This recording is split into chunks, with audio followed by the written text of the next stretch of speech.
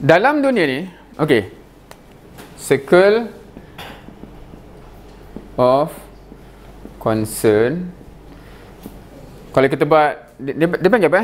Venn diagram apa yang subset, yang overlap subset, Venn diagram.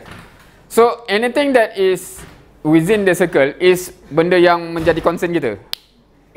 Dan benda yang di luar tu aku tak kisah benda tu. So that is circle of influence.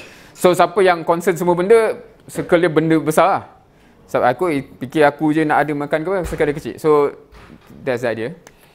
Then circle of influence is something within macam one individual's influence.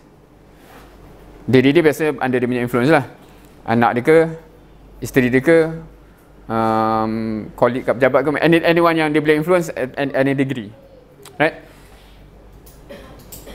Kebanyakan sembang kopi kan, kadang-kadang kita when we sembang kopi ataupun kedai mamak ke apa, kita akan sembang berapi-api dengan member.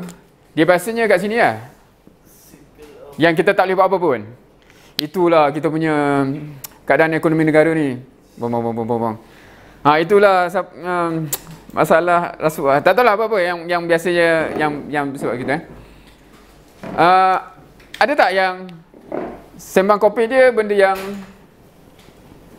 bukan kat sini kan. Yang dia concern tapi tak boleh influence. Ada siapa tak yang latest bila sembang kopi, sembang mamak ke apa tu, benda yang actually within your circle of influence. Maksudnya sebenarnya kita boleh je buat benda tu. Something lah. Ada. Dia belum cakap buat tau. Dia macam nak kata sebab kalau kita kan, sebab kalau kena Prof Haris, kenapa Prof Haris? Apa jawatan dia sekarang Prof Haris? QE. Dia deputy director bahagian. Kenal ke? Kau kenal ke top management? Saya pun tak ingat dia punya position. Saya kenal Prof Haris tu, tapi tak ingat jawatan dia di atas tu apa So masa kita orang tanya sesuatu benda tu, dia kata, kau ni janganlah pening-pening benda yang outside of your circle of influence. Maksudnya benda tu menyakitkan otak tapi tak boleh buat apa-apa pun.